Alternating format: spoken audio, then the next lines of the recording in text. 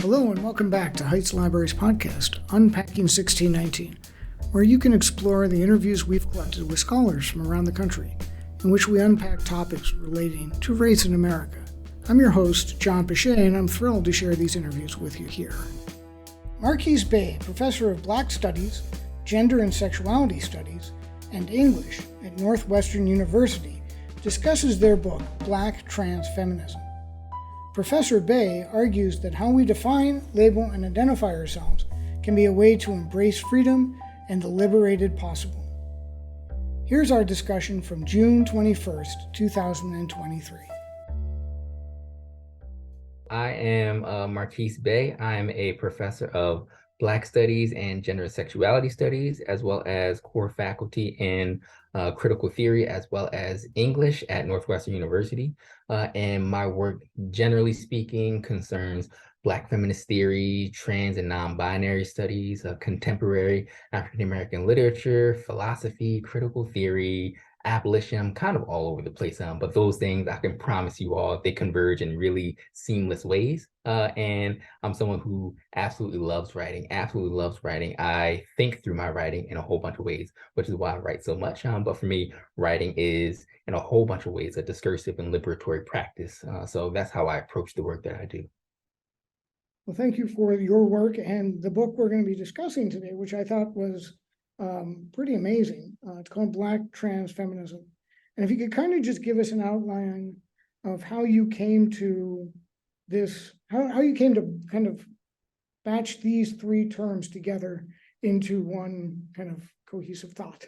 Absolutely, I can try my best. So hopefully this will be coherent and succinct. So for me, my work and how I move through the world, how I move through ideas, is always attentive to what is now in the scholarship being called the otherwise. That's not the language that I quite had when I first began on this journey, but I'm always thinking about the otherwise. And I move through that via radical intellectual traditions, namely the Black radical tradition. So I am deeply interested in thinking about in what kinds of ways might we understand what we have? Might we understand the things that we presume are possible? In what ways can we understand those things, in fact, as impositions onto us that circumscribe and limit us?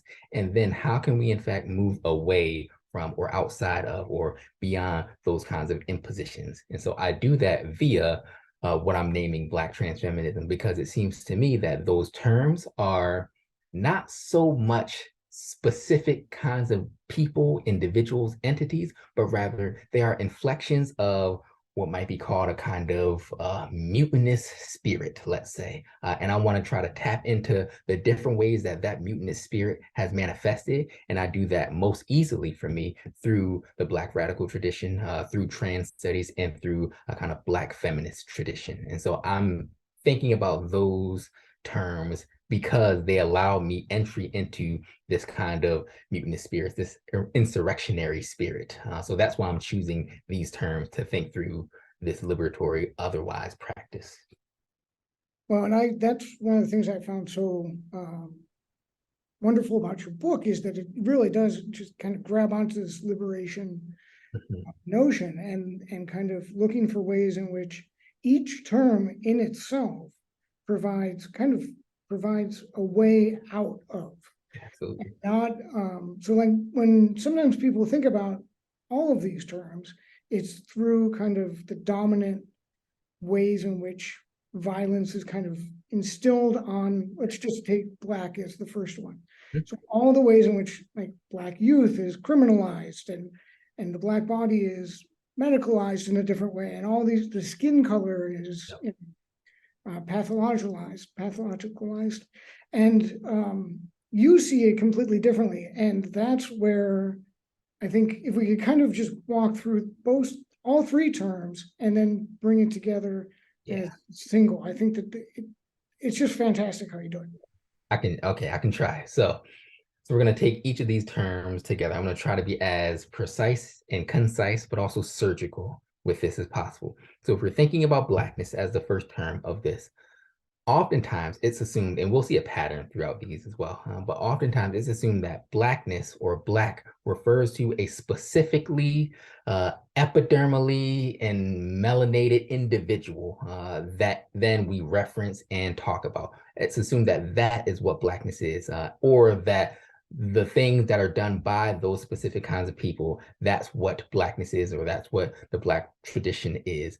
For me, I am thinking about it slightly differently. So this is not to say that thinking about it in the previous way is bad or misguided or anything like that. It's incredibly important and incredibly useful and beneficial in a whole bunch of ways. I'm less interested in that though, not because it's unhelpful, but because it doesn't go far enough for me.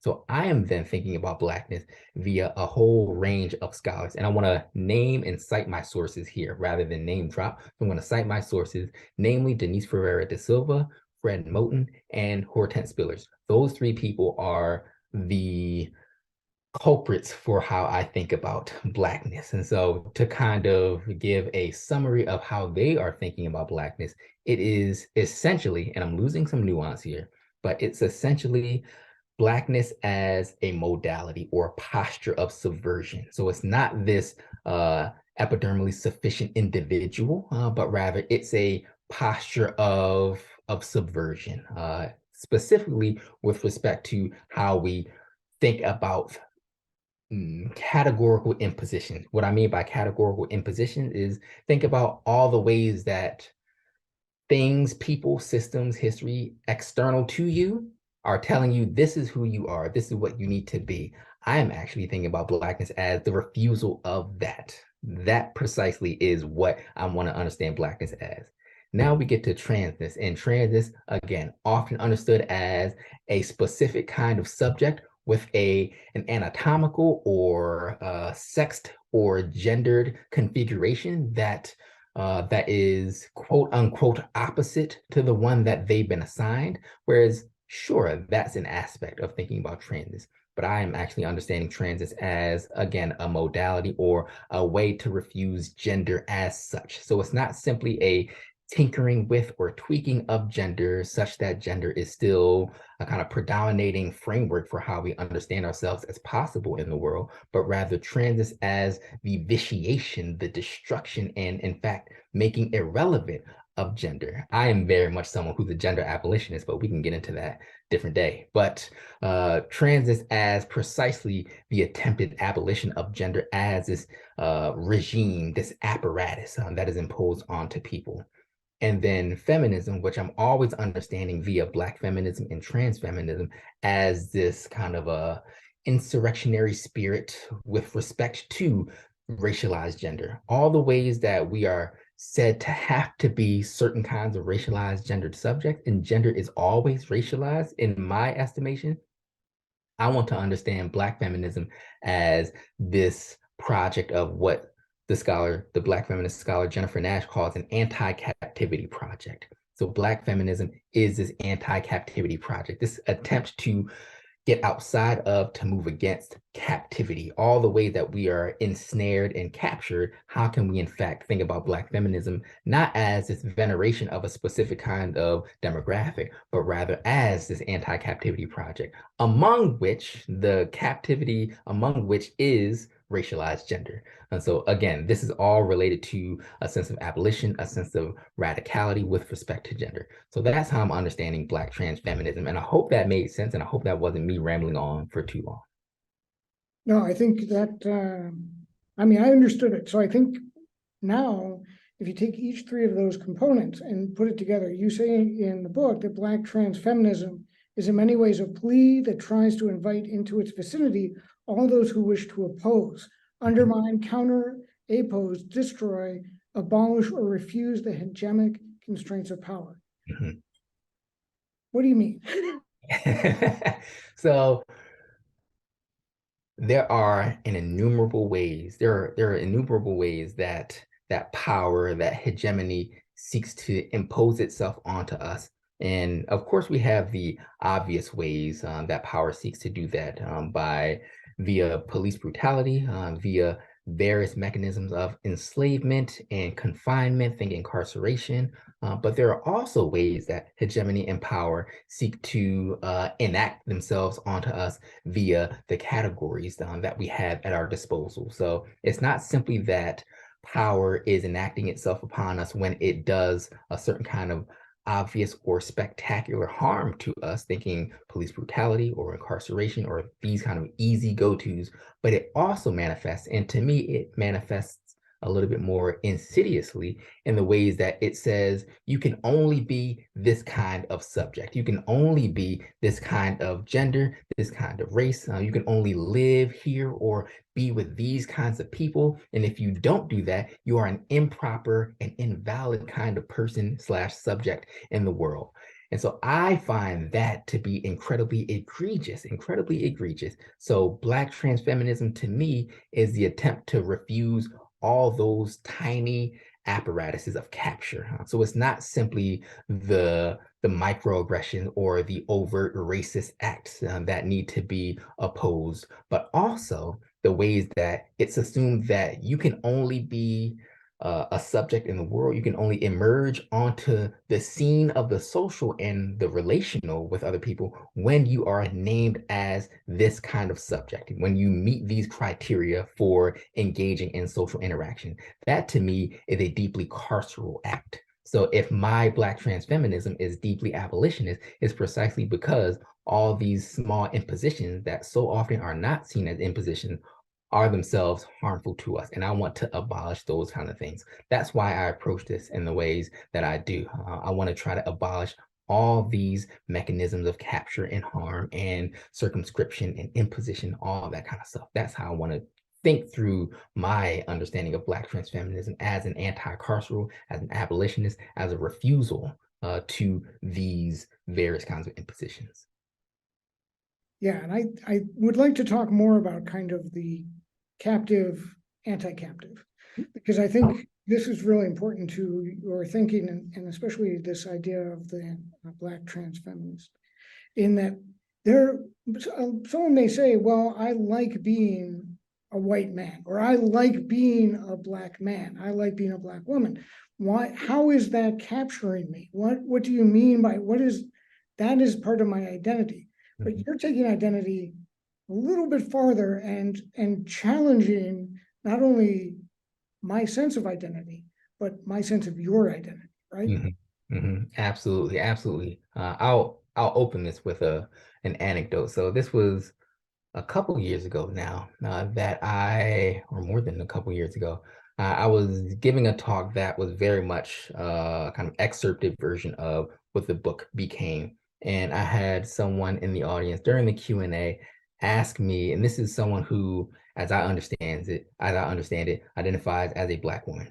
And if I'm talking about the ways that we ought to give up and refuse these racial and gendered categorizations, that we should let these things go. Again, as someone like Jennifer Nash is saying, among a whole bunch of other people, this person asked me to my face, if with all that Black people, that Black women, that Black queer folks have had to give up, with all of that, if we give up even this sense of ourselves, what do we have left? And I responded to that person, we have everything else.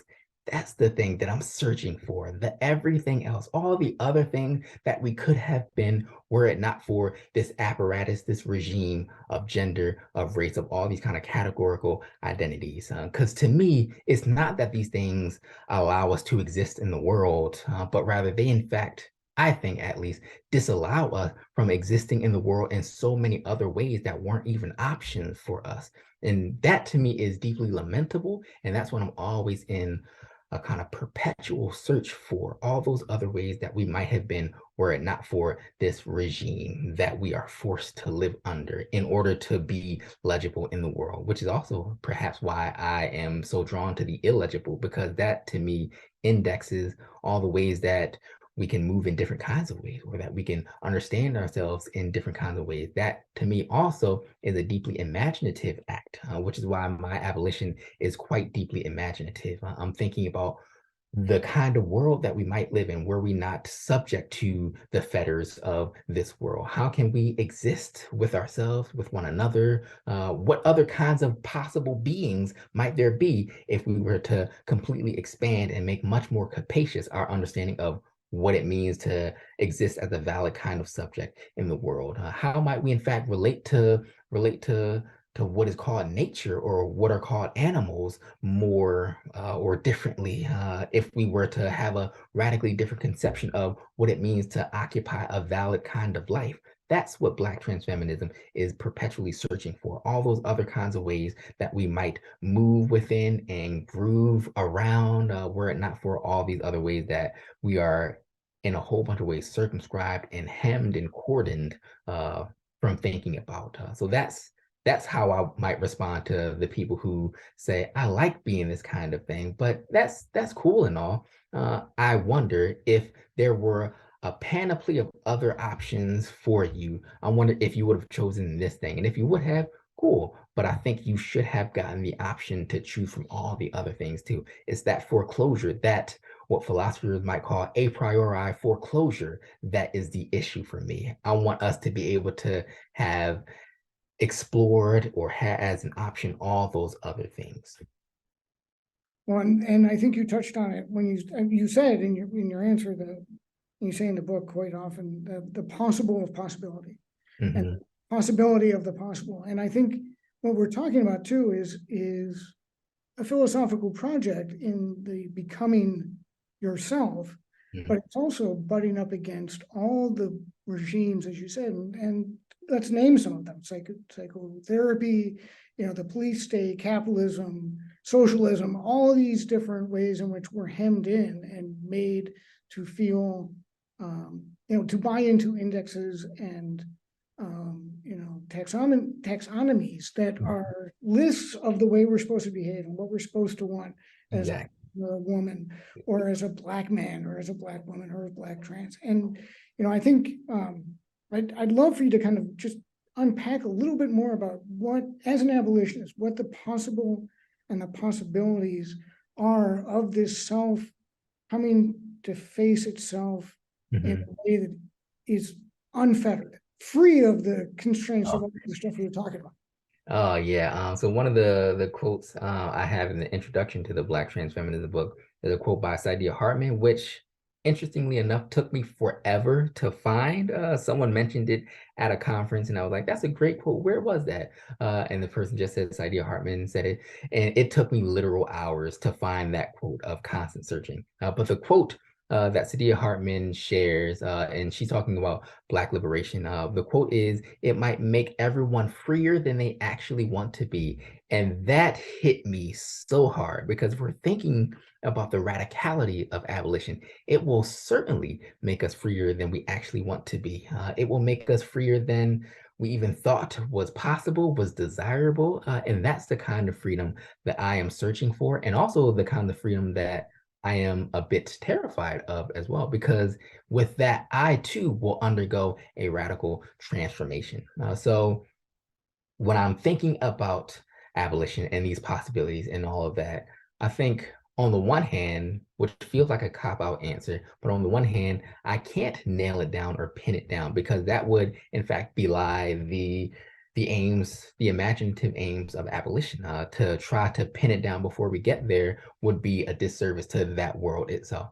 But on the other hand, I do think it will be, I think at the very least, it will render us unidentifiable to ourselves. Because if the ways that we have to understand ourselves are part of the grammars of this world, and if we are trying to get to a world outside of this world, or after this world, after the end of this world, as so many people like to say, then that will mean that the things we use to identify ourselves will no longer be. So we will no longer be ourselves. And that to me is both terrifying, absolutely, but it's also an incredibly gorgeously beautiful possibility, a way to think about what else there might be, not only for the world, but for us. Who even is this us that shows up? Because that might mean that we no longer understand ourselves as a Black man, for example. We may no longer understand ourselves as a human. We may not have this sense of having a sexual orientation or a gender or all these kinds of ways that we use to identify ourselves.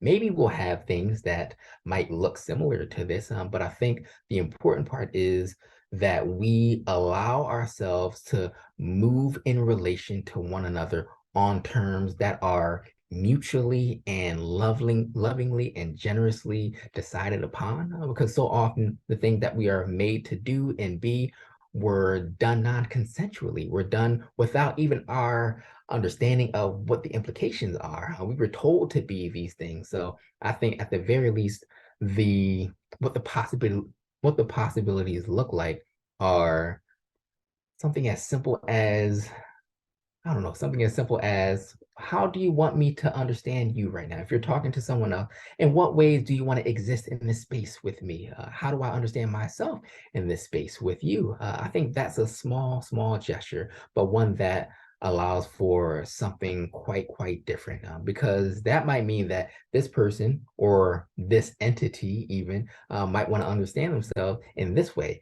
which will then impact how I understand myself, how I interact with this person, which then impacts how we understand and impact and move in relation to the world and other people. That will have a ripple effect, I think. And that is a lot of work. It's a lot of work, but the overturning of the world is a lot of work. And that's what I am about. It is a multiple lives long process and journey, I would say, but one that I wish to embark upon, that so many other people have already embarked upon. And I am trying to do what I can to also embark upon that journey that so many other people have already embarked upon in Black studies and trans studies and Black feminism and in a whole range of other fields. So anarchism, indigenous studies, and a whole bunch of other ways, post-colonial and decolonial studies. All of that stuff is, to me, not a competitor with what I think about things, as if the way I think about things in Black trans feminism is the right way, but that I am in conversation with a whole bunch of other people. We are all accomplices in this project. We are not competitors, but we are thinking about different angles of insight into what kind of world we wish to live in with one another. Yeah. Well, and it really kind of brings us back to that captivity, anti-captivity, because what you're talking about is a conversation between individuals who are negotiating between themselves how they want to be in that moment. And that if that isn't freedom, I don't know what is, because otherwise, if you just buy into all the apparatus and the structures and the things that make people Black, trans, feminist, and white male, then you're starting from a point of control and you're captured and you'll be in prison, because all those narratives and the way we interact with each other is determined by those systems or those conversations that we're not having. We're assuming. And in that regard, I want to talk about white supremacy. Because right now we're talking about three pivot points that are incredibly determined by and threatening to white male supremacy. Maybe you could talk about how those pivot points for Black, trans, and feminist come together to really attack the superstructure of white supremacy. Oh, yeah. Okay. So white supremacy as a structuring concept, as a history, as an enactment of violence, all those kind of things, has certain kinds of logics that it follows. So one of them might be that you need to be a proper gendered subject, that there is a head of the nation state, the family, the interaction, and that head is a patriarch. And you have to fall into these roles, which are binaristic. And then also, there's a logic that whiteness, which is not, for me, to be equated with white people, but whiteness as this logic, this kind of organizing or ordering logic that necessitates order, that necessitates subordination of certain kinds of population, that is given to extraction, so it's deeply linked to capitalism as well. These are the logics of white supremacy, and these are the ways that it has kind of manifest destinied itself all throughout the globe. then Black trans feminism, if Black trans feminism is seeking to overturn and dismantle the gender binary, is seeking to overturn and dismantle extractive logics, or is seeking to overturn and dismantle hierarchies themselves, then that means that Black trans feminism is in so many ways antagonistic to white supremacy. So how then can I, as someone who is moving through Black trans feminism, think about white supremacy in a way that dismantles it, but also in a way that allows people, because so many people live by the logics of white supremacy. So many people's livelihoods are predicated on white supremacy as an organizing logic for them. So how can I not simply, or not only, which is not so simple, dismantle white supremacy, but also find ways for those who move through the logics of whiteness and white supremacy? How can I, and I'm trying to be careful with my words, like how can I invite, think about, care for those people as well? Because, and here's the part that, or one of the many parts of my work that gets a little bit controversial, I think. Because I think through, move through, live through abolition, that means that no one is disposable. Absolutely no one is disposable. So I can't simply say, well, white folks, y'all gonna fend for yourselves. No, I cannot do that, because no one, that includes white folks, are not disposable. So how then can I think about the ways that the people who understand themselves as white are also subject to the ravages of white supremacy, that they, to use the language of Tim Wise, they also got by white supremacy. So how can I show them that y'all got, and how is that? I hope I can say, um, how up is that y'all got by white supremacy? How about you actually come over here and think about the ways that we can be more caring and loving and have more livable and sustainable conditions for ourselves? How can we think about that as well? That's also what Black trans feminism is thinking about. It's not simply a middle finger to white supremacy and kind of railing against that, but also it's an attempt to cultivate care and compassion for all of us, because Black trans feminism is not simply for Black people, trans people, or feminists or women, but rather it is a project that is liberatory for literally everyone and everything and anyone and any non-one. Everything is a part of it, or at least attempted to be a part of it, which means that I cannot be selective about who I feel is deserving or not deserving. Those are the logics of capitalism, and I'm not interested in that. So that's how I want to try to think about white supremacy, as this apparatus, this regime that is, of course, that needs to be dismantled, but also that is subjecting a whole bunch of people to its logics. And I want to also think about how to cultivate space for those folks as well, because I'm committed to a politics of non-disposability. I am committed deeply to that. So how can I do that via Black trans feminism? That's the open question for me, and one that I'm always constantly struggling toward, because yeah, there are some people who are deeply immersed in the logics of white supremacy, and I don't want to be around them. And in many ways, my very being is threatened by them. They want to do harm to me, and maybe that's a space that I can't be in. But Black trans feminism is for literally everyone. So how can other people take on the work of Black trans feminism in ways that might allow them to get into certain kinds of spaces, to then do a different kind of work from what we might call the inside? That's also what Black trans feminism allows for folks. It's not specific to a particular demographic, but it is capacious, and we might even say promiscuous. So it allows anyone into its fold to do its work. And that's the point for me, I think. Yeah, and I think it takes a level of courage and strength to also engage in that space, because as you were saying there, if you are inclusive and you're looking to challenge the entire superstructure of white supremacy, then these three kind of identities, for lack of a better word, Black, trans, and feminism on their own are enough to bring physical violence to the person who manifests them physically. So that is, but that to me is the last kind of uncomfortable stage of someone who's losing. So when you see someone who's trans or you see someone who's Black and it's challenging your normative Mhm. production of thought or whatever it is, so like they're challenging the fact that all Black kids are thugs or whatever it is that the stereotype is, you know, that brings out kind of uncomfortability, which most people can navigate given a one-on-one interaction. But when it becomes a bigger conversation like the one we're having culturally right now, Mhm. it leads to a physical violence before that liberation. Or do you, Mhm. how do we navigate that? Like because it seems really great to talk about, but at the same time, people are suffering Mhm.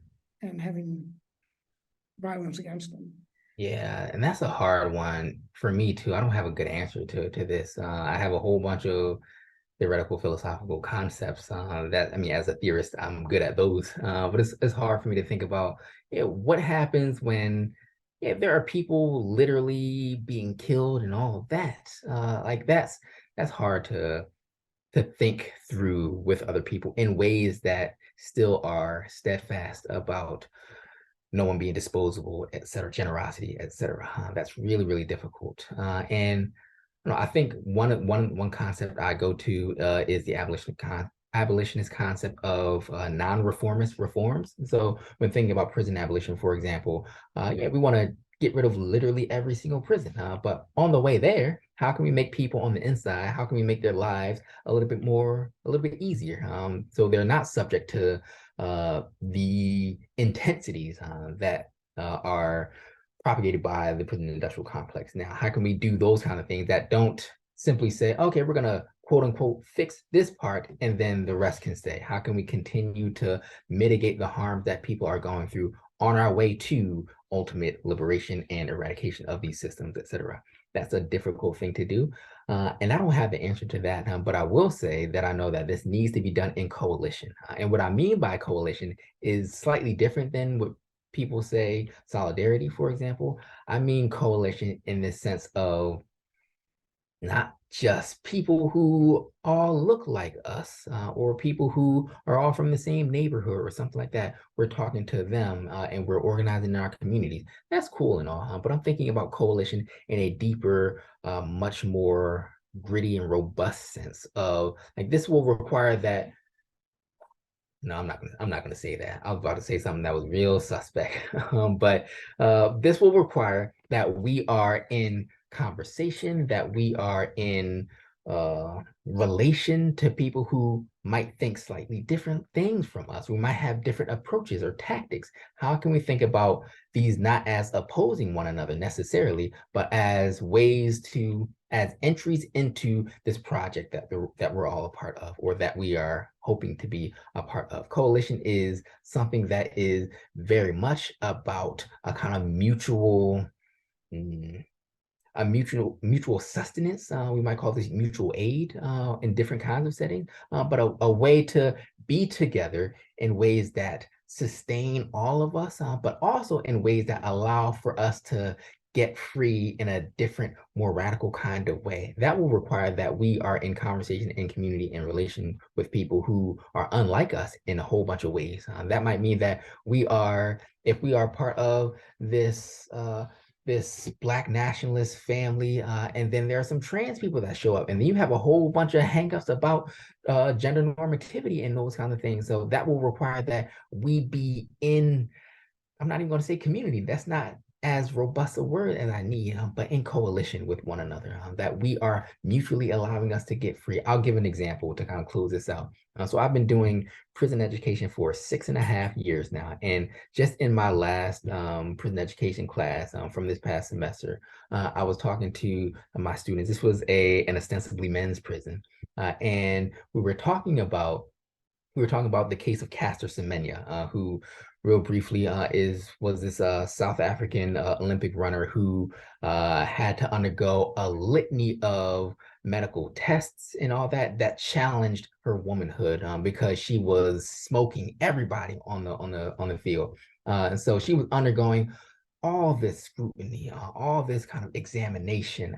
And then one of my students was like, look, this is a student who hadn't really thought about transness or gender non-normativity or intersex at all. And then this student said, you know what, this sounds real similar to when they have fucking white folks on in like the having enslaved people on the auction blocks and inspecting their genitals and their musculature and all those kind of things. And so if we are getting screwed over by this same system, why are we not coming together and trying to fight this system? That's coalition to me. Like even this person who had not really thought about transness at all, this person is seeing similarities to this person whose experience is wildly different from his, and then seeing that, you know what, we are a part of this similar system of getting screwed over by this structure. So how can we come together? Even if I quote unquote don't agree with your lifestyle, as so many people often say, or if I have not had these experiences, that doesn't really matter to me in this instance, at least. I don't want to paper over your differences, but right now what matters is that you are being harmed, I am being harmed, we're being harmed by this thing. Let's go and solve this thing. That's coalition to me. And I want more of that. And that's going to be difficult. That might lead to some forms of violence. And that, of course, is going to have to be navigated and negotiated. There are some people who are more predisposed to certain kinds of violences. So how can we think about that predisposure in ways that are ethical and sustainable? Of course, it's going to require all of that. Nonetheless, I think it's going to require a deep sense of coalition as well. Well, and you bring it up in the very beginning of the book, and I think it's such a great metaphor for kind of the project, which is the Underground Railroad and Harriet Tubman, and this idea of the kind of, even if I can't, go out and actually live your experience, I can give you a safe space, not a safe space, but a port in the storm. Mm-hmm. I can take you in and I can embrace you and feed you and give you what you need so that you can continue out and do your fight. Exactly. Even if I can't fight with you for whatever reason, I can help the fight in that way, in other ways. And I think that's such a great way of thinking about it. And I really do feel that, like, the conversations I've had on a personal aside is that, this intersectionality is such a powerful tool. And so when someone starts talking about, well, Black people want this, or trans people aren't this, or whatever, switching it and making it about, if it's a woman, going, well, what about feminism? Would you be treated the same way? No, I don't want to be treated that way. I don't want to be defined by my gender. I want to be able to do whatever I want. So why should a trans person, and it's this interlinking the commonalities, as you were saying, is so powerful in that conversation. And while it doesn't necessarily, it begins to change the dialogue. And that's why, again, coming back to this idea of Black trans feminist is just such a fantastic way of thinking about it, because it pulls together those three engagements in a way that is just liberatory.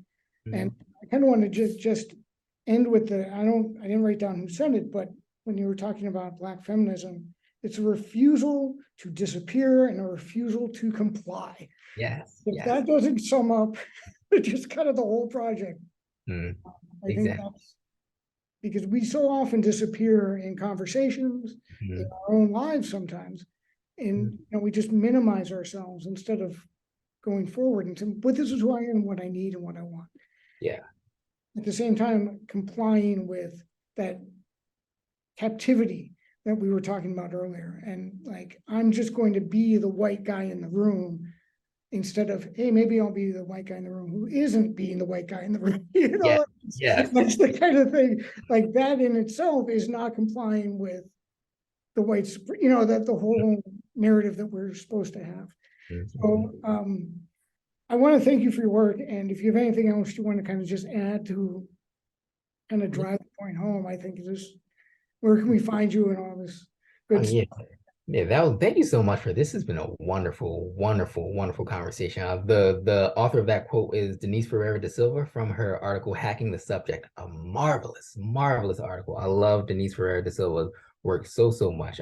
But It's hard to find me. Actually, I'm not on any social media, and I like it that way. But you can feel free to email me. My email is on my Northwestern University page. My email is just marquis.bey@northwestern.edu. And I also have a website, marquisbey.com. You can find all of my work there. I'm pretty regular in updating that. And yes, feel free to reach out to me. I get so many emails from the university that I frankly don't care about. So it'd be really nice to hear from folks who are outside of that university who want to just chat about things. So please feel free to reach out. I love receiving those kind of emails. I love conversing with people about these kind of things, and I'd love to just learn more about people. So yeah, that's where people can find me. Thank you so much for this conversation. Thanks so much for the work that you do. I think that's incredibly important. So keep doing this work, because this work needs to be done by as many people as possible. And I'm so glad and fortunate that I was able to be a part of that work today with you. So thank you so much for that.